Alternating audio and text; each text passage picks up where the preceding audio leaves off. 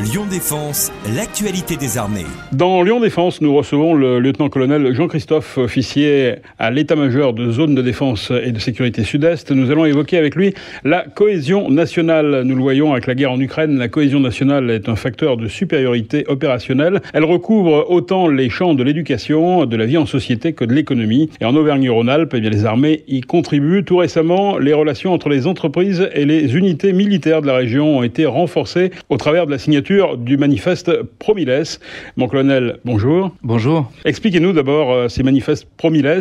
Pour quelles raisons ont-ils été signés dans notre région et pouvez-vous nous dire davantage sur ce dispositif en particulier? Alors la première chose à savoir, c'est que les manifestes Pro-Miles sont le fruit d'une initiative conjointe de l'état-major des armées et du MEDEF, lancée en juillet 2022. Par ailleurs, ils s'inscrivent dans la vision stratégique du chef d'état-major des armées, qui insiste sur l'importance des forces morales et de l'esprit de défense dans l'éventualité d'un engagement majeur, quelle que soit sa nature. Alors l'idée générale, c'est de développer, consolider et formaliser les liens entre les entreprises et les unités militaires à l'échelon local, dans le cadre d'une volonté commune de connaissance mutuelle.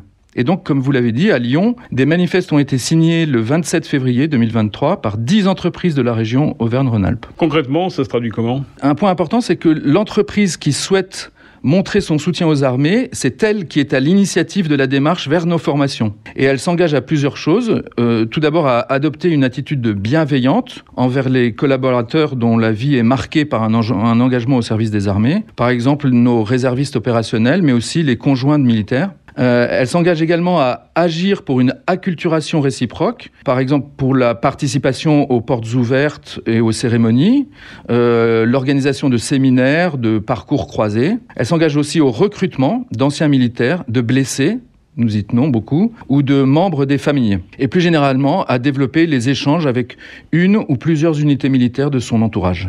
Qu'est-ce que ça apporte aux entreprises signataires? Les savoir-faire et plus encore le savoir-être des militaires peuvent apporter une vraie plus-value aux entreprises. En particulier, les méthodes d'organisation et de management, la loyauté, l'esprit d'initiative, la rigueur. Cela permet le partage de valeurs communes, celles de l'engagement, de la pugnacité, l'atteinte des objectifs. Et les entreprises, tout comme les armées, sont à la recherche de talents et ça contribue au partage des compétences. Ces signatures peuvent aussi aider au renforcement des liens, à la connaissance et à la compréhension mutuelle, pour mieux connaître et comprendre les enjeux et les modes de fonctionnement de chacun, afin de mieux travailler ensemble. Et enfin, ça contribue aussi aux engagements des entreprises liés à la RSE, la responsabilité sociétale des entreprises. Enfin, quelles autres actions sont mises en place par les armées pour favoriser cette cohésion nationale ?